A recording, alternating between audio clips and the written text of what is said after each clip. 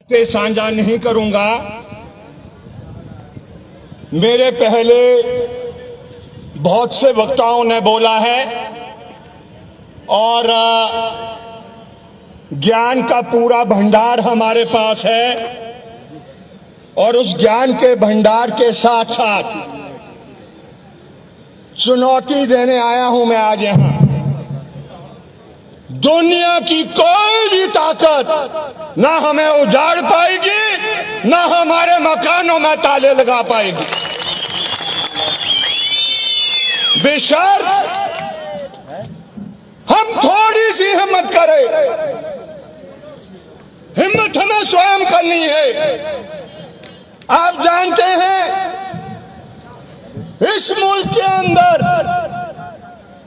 यही झंडा था किसान का, मजदूर का, मेहनतकश का, जिसने फिरंगियों को उजाड़ के रखा, बेदखल इस मुल्क से किया, कुर्बानियां दी और फिर इस देश को आजाद किया है। ये जो ड्राइंग रूम में बैठने वाले हैं, क्लब हाउस में जाने वाले हैं, शाम को विस्की पीने वाले हैं, इनका योगदान नहीं रहा।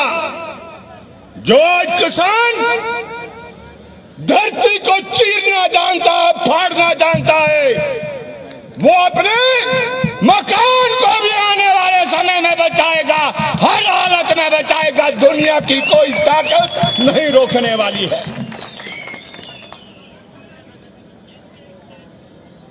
ये आए हैं देवत से, आओ यहां पर आओ। जो ये देवत से आए, आओ यहां पर आओ। देवत गांव से आए, आओ। एक आदमी आओ, एक एक, इतने सारे क्यों आ रहे?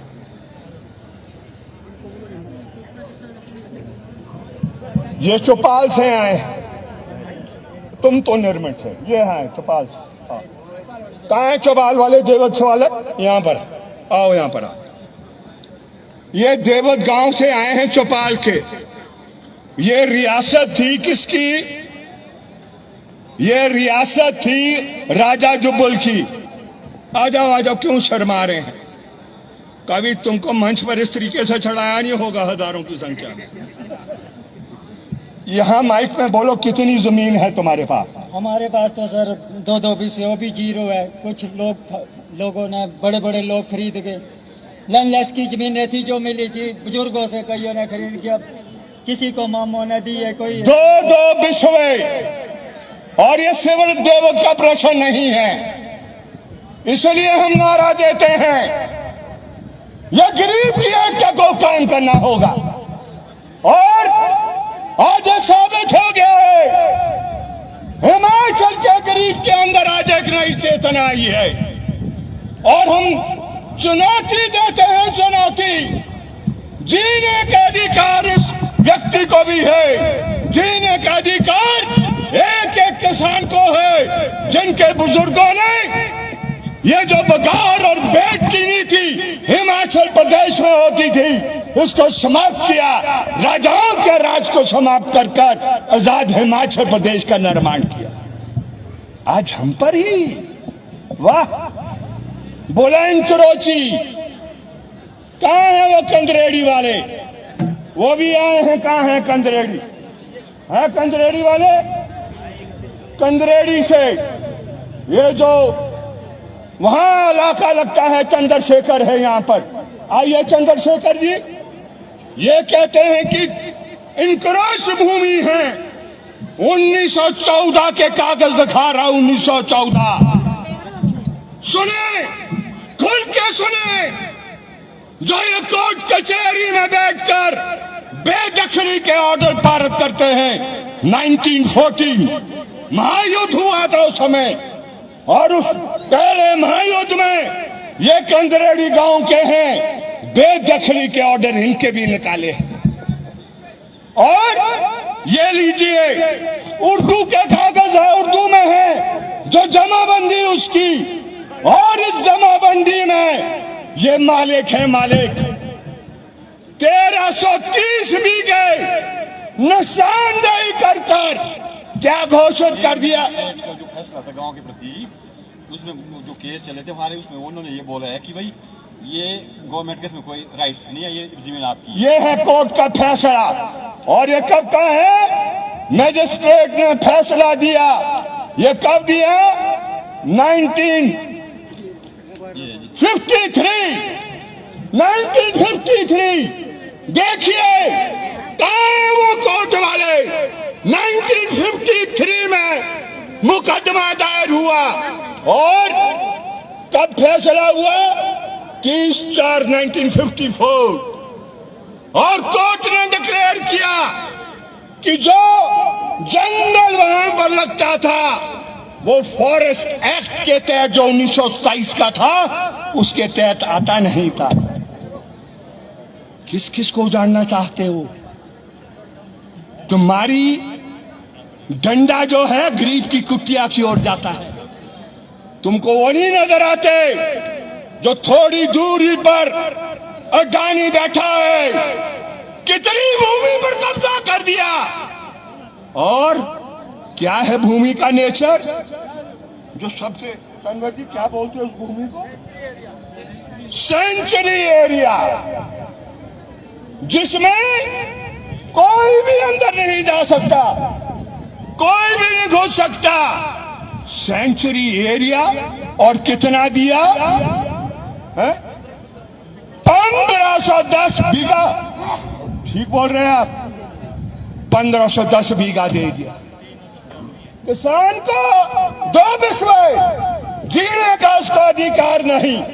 ये कागज आजादी से पहले के और एक कागज नहीं मैंने देखे पूरे प्रदेश में जहां भी गए लोगों ने नौ तोड़ के दिखाए। बोला जी नोटिस दे दिया। मैंने कहा तूने तो नजराना दिया है। आए हैं यहाँ पर रो रहा था बेचारा। कहाँ है वो थाचल का? थाचल कैसे वो है यहाँ पर कहीं? ये है बेचारे। कितनी जमीन है आपके पास? 1 बीघा जमीन है इसके पास। सड़क बना दी इसी की जमीन से। और इस तरीके के गरीब को रोना नहीं कभी। हिम्मत रखो। ये लाल झंडा, ये किसान सभा का झंडा गरीब के साथ खड़ा है और खड़ा रहेगा। आखिरी सांस तक रहने वाला है। अमीर को झूठ, गरीब की लूट नहीं चलेगी। नहीं चलेगी, नहीं चलेगी। गरीब को झूठ, किसान की लूट है। इसलिए दोस्तों बहुत ज्ञान की बातें ऑलरेडी हो चुकी है यहाँ पर। मैं तो इतना जानता हूं, हमने भी डॉक्टरी की है। दूसरे तो थोड़े, हमारी डॉक्टरी है जो ये बदमाश लोग हैं जो गरीब को लूटने का काम करते हैं, उसका खून पीने का काम करते हैं, जिनको अडानी बानी की बिरादरी कहते हैं, जिसको साहूकार कहते हैं, जिसको बड़ा आड़ती कहते हैं, जिसको हम बड़ा ठेकेदार कहते हैं, उसका इलाज बिल्कुल करेंगे, ठोक के करेंगे।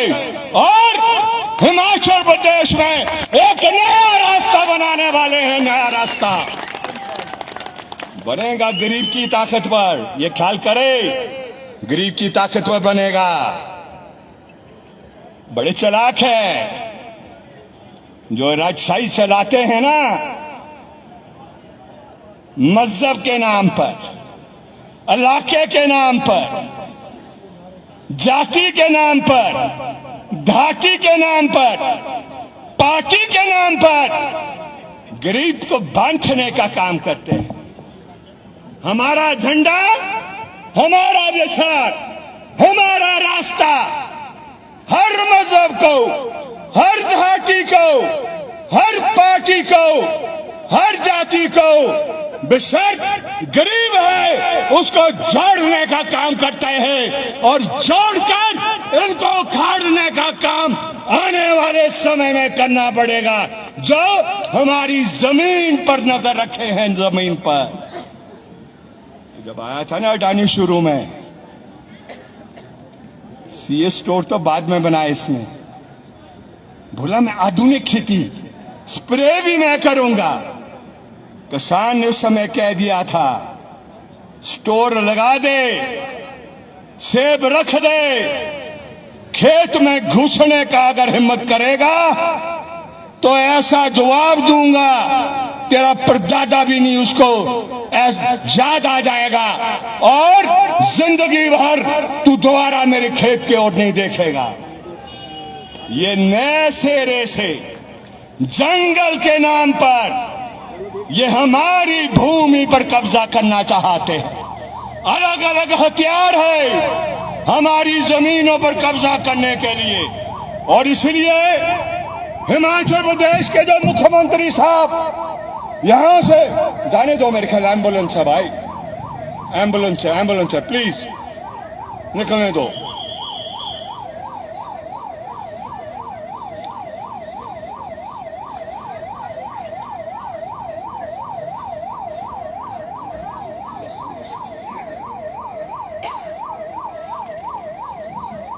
उनके साथ दो माननीय मंत्री महोदय थे।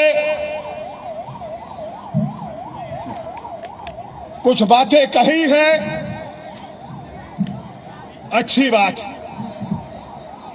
लेकिन मैं इतना ही कहना चाहता हूं जो आपने कह दिया है यहां से उसका पालन भी आपको करना है।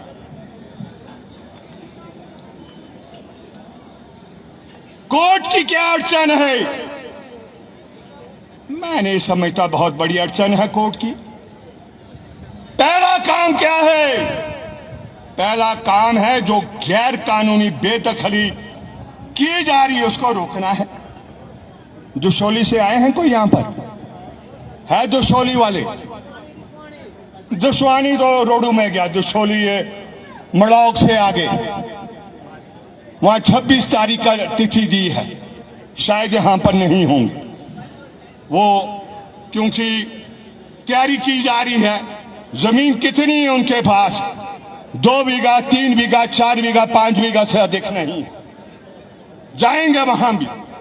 लेकिन मैं आपसे क्या साझा करना चाहता था, सुप्रीम कोर्ट ने जो लेटेस्ट केस आया, बाबूराम है यहां पर?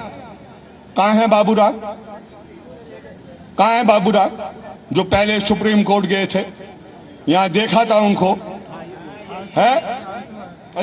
आए हैं बाबूराम आए हैं। उसके बाद दूसरा जो बैच गया है, सुप्रीम कोर्ट ने क्या बोला है वही हम कहने आए हैं यहां पर, वही सरकार को कहना चाहते हैं।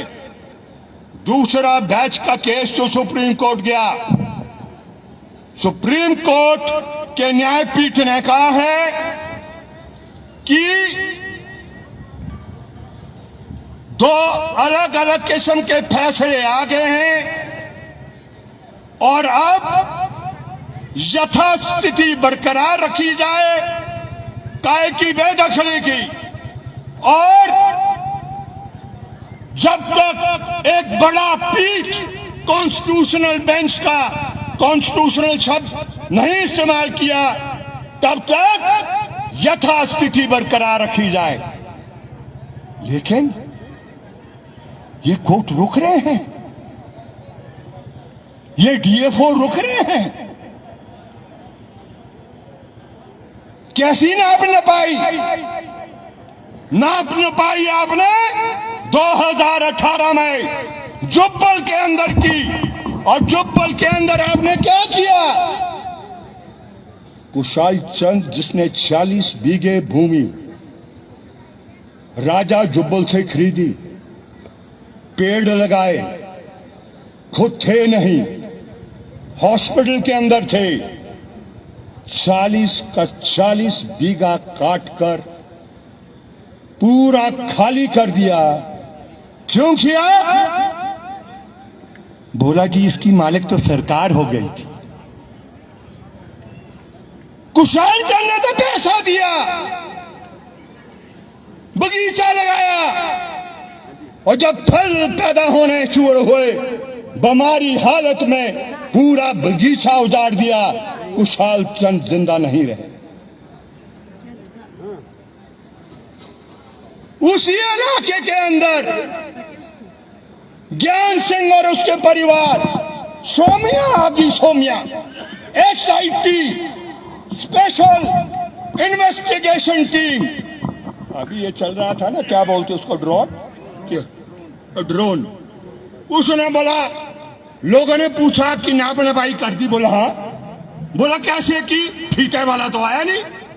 बोला मैंने सैटेलाइट से कर दी, सैटेलाइट से नाप न पाई, और ज्ञान सिंह और उनके परिवार के 16 बीघे मलकियत भूमि काट ली। करेगा कोर्ट कुछ इसके बारे में? इसके बारे में तो कोई फैसला नहीं आता है, लेकिन 2 बिस्वा, 4 बिस्वा, 1 बीघा, 2 बीघा सारे खड़े हो जाएंगे, और फॉरेस्ट वाले भी चमकाएंगे उस दिन वो वर्दी, और ऐसी वर्दी भी है उनकी, वो पुलिस से भी ज्यादा खतरनाक लगती है उनकी वर्दी। और बेचारा गांव का, जिसने आज कई है यहाँ, जो शिमला नहीं देखा, पहली दफा आया, अपने खेत खलियान से बाहर नहीं निकलता है, खेत में रहता है, उसका क्या पता है कि 74 में आपने शिमला का कानून बदलकर जंगल के हवाले कर दिया। ये है रियलिटी। इसलिए मेरे भाइयों बहनों और दोस्तों, मैंने पहले भी कहा, आज भी दोहरा रहा हूं, युद्ध के अंदर युद्ध के भी नियम है। जब बम गिराया जाता है, हॉस्पिटल पर नहीं गिराया जाता। जब बम गिराया जाता है, लोगों की बस्ती पर नहीं गिराया जाता। किसको तकलीफ है? किसको तकलीफ है? मेरा घर, गरीब का घर, देहात में बना, देहात। बहुत लोग शायद देहात की परिभाषा जानते नहीं। आबादी दे के बाहर जो कॉमन लैंड होता था उसको देहात बोलते थे। वहां मकान बनाया, खेत में बनाएगा तो 1 बीघा उसके पास है। मकान बनाते बनाते सैंडल साहब मलबा पड़ जाता है, खेत खराब हो जाता है। वो देहात में गया अपने मकान को बनाने के लिए। आज माननीय उच्च न्यायालय कहते हैं तुम तो जंगल में बसे। जंगल में हम बसे? क्या हो गया है? क्यों कर रहे हो? लेकिन ये ऐलान करना चाहता हूं मैं आज, अगर कोई किसानों पर युद्ध करना चाहता है तो किसान भी तैयार है। युद्ध का जवाब युद्ध से दिया जाएगा, लेकिन गरीब को उजड़ने नहीं दिया जाएगा। बेशर्त गरीबी को भी सामने आना है। हमारे पास कोई मंत्र ऐसा नहीं है कि मंत्र बोलकर बचो बचाव किया जाए। नो, नहीं है। मरीज को डॉक्टर के पास जाना होता है, तब डॉक्टर इलाज कर सकता है। हम वायदा कर रहे हैं, यह झंडा कुर्बानियों का झंडा है। यह झंडा भगत सिंह और भगत सिंह के साथियों का झंडा है। यह झंडा इनकलाबियों का झंडा है। यह झंडा उनका झंडा है जिन्होंने अंग्रेजों के दंड को खट्टा किया। यह झंडा आखिरी सांस तक किसान के साथ खड़ा रहेगा, उसको उजड़ नहीं देगा। नए हिमाचल प्रदेश का निर्माण करेंगे और उसके लिए शुरुआत हो गई है। ये सिर्फ टेस्ट था महाराज। जब डॉक्टर के पास जाओगे, पुराने हकीम नमीम जो होते थे, वो क्या पल्स को क्या बोलते हैं, नवस, नवस के हेम सिंह जी नवस के आधार पर वो पता कर लेता था। आज हमने नवस देख लिया है। जो डर पैदा किया था, डीएफओ ने किया था, एसडीएम ने किया था, कोर्ट कचहरियों ने किया था। आज बहुत लोग उस डर से बाहर निकल गए हैं। अगला पड़ाव हमारा क्या होने वाला है? अगला पड़ाव, आज इंदर सिंह कैंथला जी जब यहां से आप जाएंगे तो मन पक्का करके जाना, ये मार्च का महीना 31 को समाप्त हो जाएगा, अप्रैल का शुरू होगा। 28 तारीख है। तनवर जी पूरे ज्ञान के भंडार है और इसलिए कोई मौका नहीं छूटते हैं ये लोगों को शिक्षित, और शिक्षा बड़ी जरूरी है। जब जैन का हिस्सा बनेगा तभी आगे आदमी बढ़ता है। फौज में तो रैंप लाने का काम करते कि जिससे वो ताकत आ जाए। हम ज्ञान देते हैं, रैंप लाने का काम नहीं। तो इसलिए 28 अप्रैल क्या तिथि? तो 3 फेस हो गए। क्या तिथि? 28 अप्रैल। 28 अप्रैल सोमवार इस लड़ाई का, इस संघर्ष का अगला पड़ाव होने वाला है।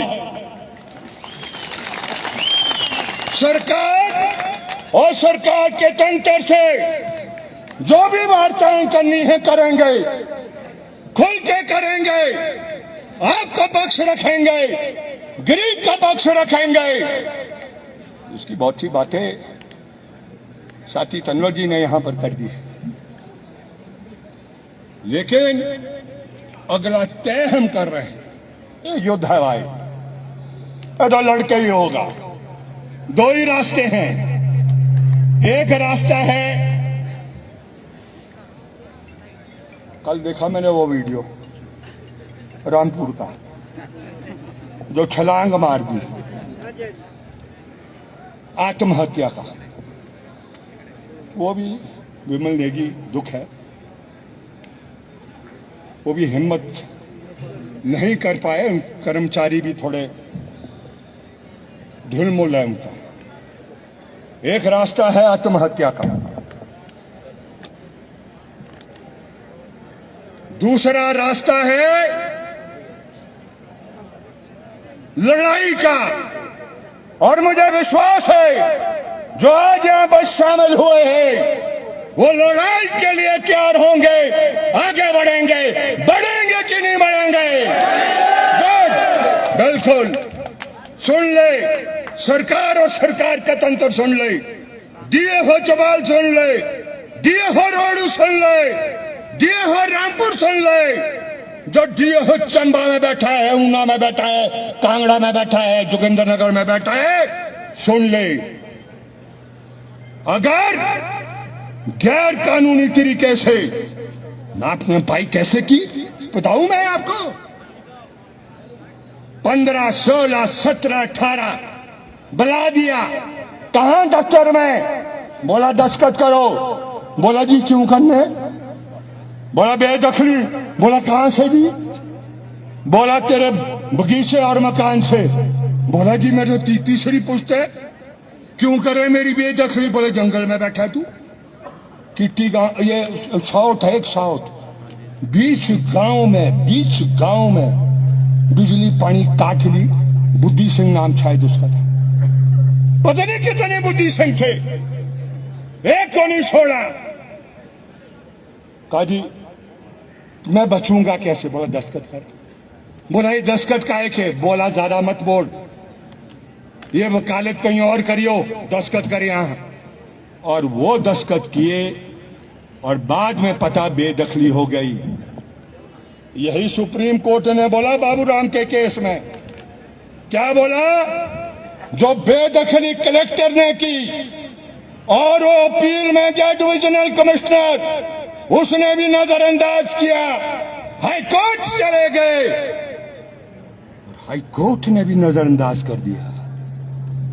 भाई ये अंग्रेजों का हमने निकाला, ये राजाओं के राज को हमने समाप्त किया और आज मेरी ही भूमि से मुझे बेदखल करने का काम, no, it can not be tolerated. लड़ेंगे, कानूनी तरीके से भी लड़ेंगे और अपनी जमीन पर भी लड़ेंगे। हिम्मत करके आए, उजाड़ने के लिए पूरी तैयारी के साथ मुकाबला करेंगे, 1 इंच भूमि भी नहीं जाने देंगे। इसी से मैं घोषणा करना चाहता हूं, 28 तारीख को बढ़ चढ़कर जो भी नजदीक आपका होगा, नायब तहसीलदार, SDM, जो भी सरकारी दफ्तर होगा और किसी भी स्थान में 500 से कम संख्या नहीं होनी चाहिए। नराला जी कौन कितनी संख्या? 500, 500। यह है तैयारी, वहां खत्म नहीं होंगे। 29 को हम दोबारा बैठेंगे और तीसरा चरण का पड़ाव हम तय करने वाले हैं। ये लड़ाई तब तक जारी रहने वाली है जब तक पट्टा गरीब विधवा के पास नहीं आ जाएगा, तब तक इस लड़ाई को नहीं छोड़ देने वाले हैं। समझे मेरी बात को? चाहे आप थातल में रहते हो, चाहे देवत में रहते हो, जोगिंदर नगर में रहते हो, चंबा की घाटियों में रहते हो, सिरमौर के अंदर रहते हो, ऊना, बिलासपुर, कहीं भी हो, यह लड़ाई खत्म नहीं होने वाली।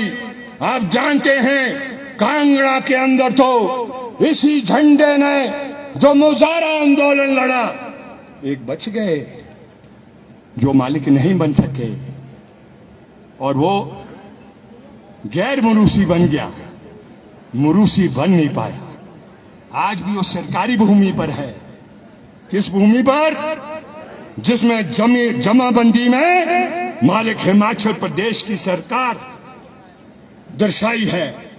तो इसलिए मैं उन लोगों को भी समझाना चाहता हूं जो सोचते हैं कि सीधी लाइन इधर मलकियत इधर जंगल, ये नहीं है, ये बड़ा जटिल प्रश्न है।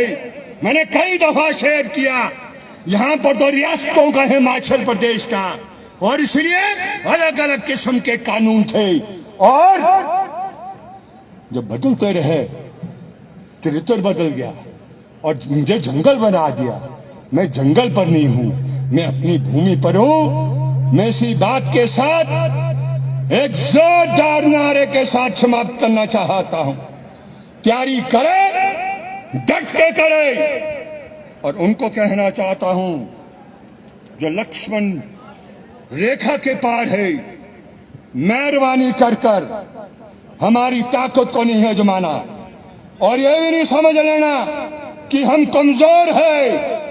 हम अगर हाथ जोड़ के अगर आए हैं आज तो इसलिए आए हैं कि कुछ सद्बुद्धि तुमको मिले। तो 2 मिनट का पटाखा है, देर नहीं लगाएंगे। पहले भी देख लिया, शांता जी ने देख लिया, वीरभद्र जी ने देख लिया, डट के मुकाबला किया, पीठ उन्हीं की नीचे लगी। शांता जी तो बेचारे उठ भी नहीं पाए, ऐसी पीठ डाउन हो गई थी। इसलिए जो भी अपनी पीठ नीचे लगाना चाहता है वो आ जाए कुश्ती के मैदान में, डट के लड़ेंगे, डट के लड़ेंगे, तुमको डाउन करेंगे। इन्हीं शब्दों के साथ मैं अपनी बात को समाप्त करता हूं। जोरदार नारे के साथ आपने उसका जवाब देना और वो क्या है? 5 बीघे तुमको देने होंगे। वो बैठे हैं वहां पर, एक वो वॉकआउट करते रहते हैं, एक वहां पर चौड़े होके बैठे, उनको सुना रहे। मुझे क्या सुना रहे? आवाज वहां जानी चाहिए। 5 बीघे तुमको देना होगा। ये गैर कानूनी बेदखली नहीं जाएगी, ये गैर कानूनी बेदखली नहीं चलेगी। तो कोर्ट वालों को सुनाना है, परे को गया वो, अभी उनकी नाप नपाई नहीं हुई। अगर वो निकल जाए कोर्ट जंगल की भूमि में तो ताला लगाओगे उस पर? नहीं लगाने वाले। वो तो मेरी कुटिया है, गरीब की कुटिया है जिस पर ताला लगता है। गैर कानूनी बेदखली नहीं चलेगी, गैर कानूनी बेदखली नहीं चलेगी। 28 अप्रैल के कार्यक्रम को सफल बनाओ। सफल थोड़ा धीरा बोल रहे हैं आप। 28 अप्रैल के कार्यक्रम को सफल बनाओ। जय जनता, जय हिमाचल प्रदेश, इनकलाब जिंदाबाद।